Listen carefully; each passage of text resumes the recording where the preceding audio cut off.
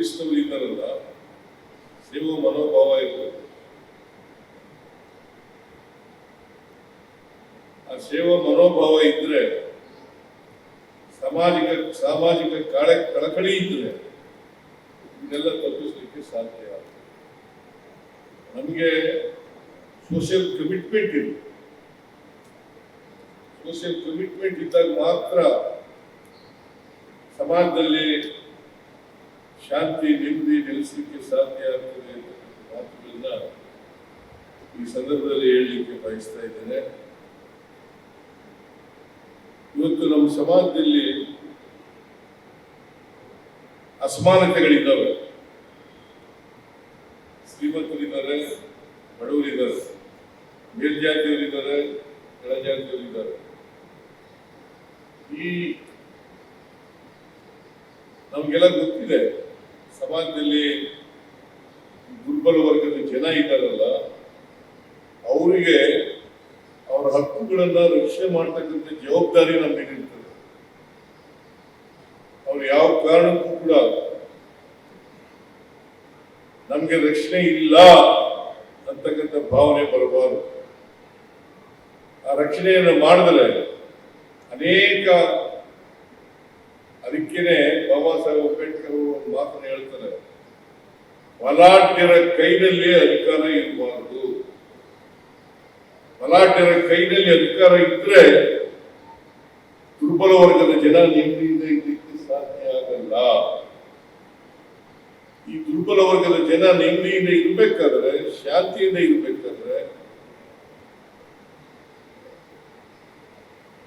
ನಾವು ಈ ದುರ್ಬಲ ವರ್ಗದ ಜನರ ರಕ್ಷಣೆಯನ್ನು ಮಾಡತಕ್ಕಂಥ ಕೆಲಸವನ್ನ ಸರ್ಕಾರ ಮಾಡಬೇಕಾಗ್ತದೆ, ಪೊಲೀಸ್ನವರು ಕೂಡ ಮಾಡಬೇಕಾಗ್ತದೆ.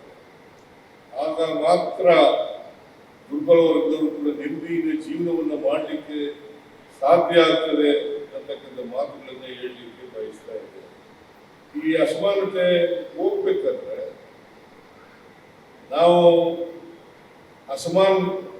ಈ ಸಾಮಾನ್ಯ ಜನ, ದುರ್ಬಲ ವರ್ಗದ ಜನ, ಅವ್ರ ಮೇಲೆ ಆಗ್ತಕ್ಕಂಥ ದೌರ್ಜನ್ಯಗಳು, ದಬ್ಬಾಳಿಕೆಗಳು ನಿಲ್ಲಿಸ್ತಕ್ಕಂಥ ಕೆಲಸವನ್ನು ಪೊಲೀಸರು ಮಾಡ್ತಾರೆ. ನಮ್ಮ ಸಮಾಜದಲ್ಲಿ ಅನೇಕ ಜನ ಪಾಪ ನ್ಯಾಯ ಸಿಕ್ಕದೇನೆ ಅವರು ಕೊಡಲಾಡ್ತಾ ಇರ್ತಕ್ಕಂಥ ಕೆಲಸವನ್ನು ನೋಡ್ಲಿಕ್ಕೆ ನಾವು ಸಾಧ್ಯ ಆಗ್ತದೆ. ಅಂತ ಜನರ ರಕ್ಷಣೆ ಮಾಡಲಿಕ್ಕೆ ನಾವು ಧಾವಿಸ್ತಕ್ಕಂಥ ಕೆಲಸವನ್ನ ಮಾಡಬೇಕು. ಆಗ ಮಾತ್ರ ಪೊಲೀಸ್ನವರು ಜವಾಬ್ದಾರಿಯನ್ನು ನಿರ್ವಹಿಸಕ್ಕಾಗ್ತದೆ ಅಂತಕ್ಕಂಥ ಮಾತುಗಳನ್ನು ಹೇಳಿದ್ವಿ. ಪೊಲೀಸ್ ಇಲಾಖೆ ಎಷ್ಟು ಸಂಖ್ಯೆಯಲ್ಲಿ ಇದ್ದೇವೆ ಅಂತಕ್ಕಂಥದ್ದು ಮುಖ್ಯ ಅಲ್ಲ, ಎಷ್ಟರ ಮಟ್ಟಿಗೆ ಅಪರಾಧಗಳು ಕಡಿಮೆ ಆಗಿದ್ದಾವೆ ಅಂತಕ್ಕಂಥದ್ದು ಮುಖ್ಯ. ಪೊಲೀಸ್ನವರು ಹೆಚ್ಚು ಜನ ಇದ್ದಾರೆ ಅಂತಕ್ಕಂಥದ್ದು ಅದು ಅಪರಾಧಗಳ ಕಡಿಮೆಯಾಗಿದ್ದಾವೆ ಅಂತಕ್ಕಂಥ ಲಕ್ಷಣ ಅಲ್ಲ, ಅಥವಾ ಸಮಾಜ ನೆಮ್ಮದಿಯಿಂದ ಶಾಂತಿಯಿಂದ ಇದೆ ಅಂತಕ್ಕಂಥ ಲಕ್ಷಣ ಅಲ್ಲ. ನಾವು ಪೊಲೀಸ್ನವರು ಕಡಿಮೆ ಜನ ಇದ್ರೆ, ಪೊಲೀಸ್ನವರು ಕಡಿಮೆ ಇದ್ರೆ, ಅಧಿಕಾರಿಗಳು ಕಡಿಮೆ ಇದ್ರೆ, ಆಗ ನಾವು ಸಮಾಜದಲ್ಲಿ ಶಾಂತಿ ನೆಮ್ಮದಿ ಇದೆ ಅಂತಕ್ಕಂಥ ಮಾತುಗಳಲ್ಲಿ ಹೇಳಲಿಕ್ಕೆ ಬಯಸ್ತಾ ಇದ್ದೀವಿ. ಮಹಾತ್ಮ ಗಾಂಧೀಜಿಯವರು ಒಂದು ಮಾತನ್ನು ಹೇಳ್ತಾರೆ, ಏನಪ್ಪಾ ಅದು ಅಂತಂದ್ರೆ, 12 ಗಂಟೆ ರಾತ್ರಿ, ಮಧ್ಯರಾತ್ರಿ ನಿರ್ಭಯವಾಗಿ ಹೆಣ್ಮಕ್ಳು ತಿರುಗಾಡ್ತಕ್ಕಂಥ ವ್ಯವಸ್ಥೆ ತರ್ತಕ್ಕಂಥದ್ದೇ ನಾವು ಸಮಾಜದಲ್ಲಿ ನೆಮ್ಮದಿ ಶಾಂತಿಯನ್ನು ನಿರ್ಮಾಣ ಮಾಡಲಿಕ್ಕೆ ಸಾಧ್ಯ ಇದೆ.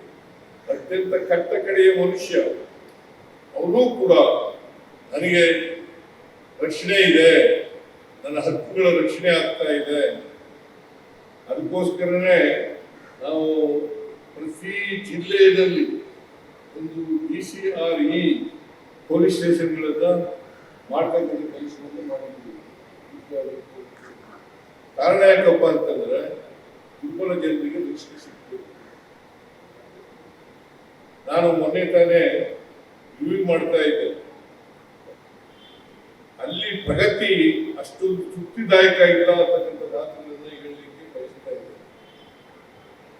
ಇದನ್ನ ಬಹಳ ಗಂಭೀರವಾಗಿ ಪರಿಗಣಿಸ್ತಕ್ಕಂಥದ್ದು ಅತ್ಯಂತ ಅವಶ್ಯ ಅಂತಕ್ಕಂಥ ಮಾತುಗಳನ್ನ ಹೇಳಲಿಕ್ಕೆ ಬಯಸ್ತೇನೆ. ಅದರಿಂದ ನಾವು ಉದ್ದೇಶ ಸಫಲ ಆಗಬೇಕು.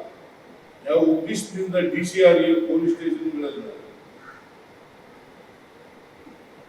ಪ್ರತಿ ಜಿಲ್ಲೆಯಲ್ಲಿ ಯಾಕೆ ಮಾಡಿದ್ದೀವಿ ಅಂತಕ್ಕಂಥದ್ದನ್ನ ನಾವು ನೋಡಿದಾಗ ಬಹಳ ಸ್ಪಷ್ಟವಾಗಿ ಗೊತ್ತಾಗುತ್ತೆ. ದುರ್ಬಲ ವರ್ಗದ ಜನರಿಗೆ ರಕ್ಷಣೆ ಸಿಗಬೇಕು. ಯಾರು ತಪ್ಪು ಮಾಡಿರ್ತಾರೆ ಅವ್ರಿಗೆ ಶಿಕ್ಷೆ ಆಗಬೇಕು. ಶಿಕ್ಷೆಯ ಪ್ರಮಾಣ ಬಹಳ ಕಡಿಮೆ ಇದೆ. ಬೇರೆ ರಾಜ್ಯಗಳಿಗೆ ಕಂಪೇರ್ ಮಾಡಿದ್ರೆ ನಮ್ಮ ರಾಜ್ಯದಲ್ಲಿ ಶಿಕ್ಷೆ ಪ್ರಮಾಣ ಬಹಳ ಕಡಿಮೆ ಇದೆ. ಯಾಕೆ ಹಿಂಗ ಆಗ್ತಾ ಇದೆ ಅಂತಕ್ಕಂಥದ್ದನ್ನ ಅರ್ಥ ಮಾಡ್ಕೊಳ್ತಕ್ಕಂಥದ್ದು ಅತ್ಯಂತ ಅವಶ್ಯ ಅಂತಕ್ಕಂಥ ಮಾತುಗಳನ್ನು ಹೇಳಲಿಕ್ಕೆ ಬಯಸ್ತೇನೆ. ಆದ್ರಿಂದ ನಮ್ಮಲ್ಲಿ ಹೇಳಿ ಕೇಳಿ ಜಾತಿ ವ್ಯವಸ್ಥೆ ಇದೆ. ಈ ಜಾತಿಯ ಕಾರಣಕ್ಕೋಸ್ಕರ ಅನೇಕ ಜನ ದೌರ್ಜನ್ಯಗಳನ್ನು ಅನುಭವಿಸ್ತಕ್ಕಂಥ, ಅಪಮಾನಗಳನ್ನು ಅನುಭವಿಸ್ತಕ್ಕಂಥ ಕೆಲಸ ನಡೀತಾ ಇದೆ. ಸೊ ಇದನ್ನ ತಡೆಗಟ್ಟತಕ್ಕಂಥ ಕೆಲಸವನ್ನ ಮಾಡಬೇಕು ಅಂತಕ್ಕಂಥ ಮಾತುಗಳನ್ನ ಈ ಸಂದರ್ಭದಲ್ಲಿ ಹೇಳಲಿಕ್ಕೆ ಬಯಸ್ತಾ ಇದ್ದೇನೆ. ಅದರಿಂದ ಪ್ರಶಸ್ತಿ ತಗೊಳ್ತಕ್ಕಂಥದ್ದು ನಮ್ಮ ರಾಜ್ಯಕ್ಕೆ ಹೆಮ್ಮೆ, ನಮಗೆ ಸಂತೋಷ ತರ್ತಕ್ಕಂಥ ವಿಚಾರ. ಆದರೂ ಕೂಡ ಇರ್ತಕ್ಕಂಥ ನ್ಯೂನ್ಯತೆಗಳನ್ನ ಅರ್ಥ ಮಾಡ್ಕೊಂಡು ಆ ನ್ಯೂನ್ಯತೆಗಳಿಗೆ ಪರಿಹಾರವನ್ನು ಕಂಡುಕೊಳ್ತಕ್ಕಂಥ ಪ್ರಯತ್ನವನ್ನು ಮಾಡಬೇಕು ಅಂತಕ್ಕಂಥದ್ದು ನಮ್ಮ ಸರ್ಕಾರ ಇದನ್ನೇ ಬಯಸುತ್ತೆ. ಇದಕ್ಕಿಂತ ಹೆಚ್ಚು ನಾವು ಬಯಸಲಿಕ್ಕೆ ಹೋಗೋದಿಲ್ಲ. ಇದನ್ನ ಮಾಡಿದ್ರೆ ನಿಮ್ಮ ಬಹುಶಃ ನಮ್ಮ ಯಾರು ನಾನೇನು ಹೇಳ್ತೀನಿ, ಗೃಹ ಸಚಿವರು ಏನು ಹೇಳ್ತಾರೆ, ರಾಜ್ಯಪಾಲರು ಏನು ಹೇಳ್ತಾರೆ ಅಂತಕ್ಕಂಥದ್ದು ಅಲ್ಲ. ಅದ್ರ ಜೊತೆಗೆ ನಮ್ಮ ಆತ್ಮ ತೃಪ್ತಿ ಇದೆಯಲ್ಲ, ಈ ಆತ್ಮ ತೃಪ್ತಿಗೆ ರೀತಿಯಲ್ಲಿ ಕೆಲಸ ಮಾಡಿದ್ರೆ ಬಹುಶಃಹ ನಿಮ್ಮ ಜೀವನ ಸಾರ್ಥಕ ಆಗ್ತದೆ ಅಂತಕ್ಕಂಥ ಮಾತುಗಳನ್ನು ಹೇಳಲಿಕ್ಕೆ ಬಯಸ್ತಾ ಇದ್ದೀನಿ. ಆ ನಿಟ್ಟಿನಲ್ಲಿ ಎಲ್ಲ ಪೊಲೀಸ್ ಇಲಾಖೆ ಕೆಲಸ ಮಾಡಬೇಕು, ಅಧಿಕಾರಿಗಳಿಗೆ ಕೆಲಸ ಮಾಡಬೇಕು, ಸಿಬ್ಬಂದಿ ವರ್ಗದವರು ಕೆಲಸ ಮಾಡಬೇಕು ಅಂತ ಹೇಳ್ತಾ ನಾನು ಹೆಚ್ಚು ಮಾತಾಡ್ಲಿಕ್ಕೆ ಹೋಗಲ್ಲ. ಇದು ಸಂದರ್ಭವಲ್ಲ ಹೆಚ್ಚು ಮಾತಾಡಲಿಕ್ಕೆ. ಅದರಿಂದ ನೀವು ಯಾರ್ಯಾರು ಪ್ರಶಸ್ತಿ ವಿಜೇತರಿಗೆ ನೀವು ಮಾರ್ಗದರ್ಶಕರಾಗಬೇಕು, ಬೇರೆಯವರಿಗೆ ಮಾರ್ಗದರ್ಶನ ಆಗಬೇಕು. ನೀವು ಪದವಿ ಪ್ರಶಸ್ತಿ ಪಡ್ಕೊಂಡಿರ್ತಕ್ಕಂಥವರು ಮಾದರಿಯಾಗಿ ಸಮಾಜದಲ್ಲಿ ಕೆಲಸ ನಿಮ್ಮ ವೃತ್ತಿ ಜೀವನದಲ್ಲಿ ಕೆಲಸ ಮಾಡ್ತಕ್ಕಂಥದ್ದನ್ನ ಮಾಡಿದ್ರೆ ಬಹುಶಃ ಅದಕ್ಕಿಂತ ತೃಪ್ತಿ ಕೊಡ್ತಕ್ಕಂಥದ್ದು ಬೇರೊಂದಿಲ್ಲ ಅಂತಕ್ಕಂಥ ಮಾತುಗಳನ್ನು ಹೇಳ್ತಾ ನಿಮ್ಮೆಲ್ಲರಿಗೂ ಮತ್ತೊಮ್ಮೆ ಯಾರ್ಯಾರು ಪ್ರಶಸ್ತಿ ವಿಜೇತರಿಗೆ ಧನ್ಯವಾದಗಳನ್ನ, ಅಭಿನಂದನೆಗಳನ್ನ ಹೇಳ್ತಾ